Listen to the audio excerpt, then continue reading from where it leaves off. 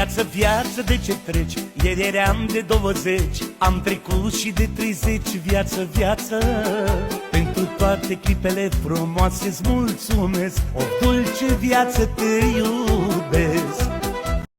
Viață, viață, de ce treci? Ieri eram de 20, am trecut și de 30. Viață, viață, pentru toate clipele frumoase-ți mulțumesc. O dulce viață, te iubesc.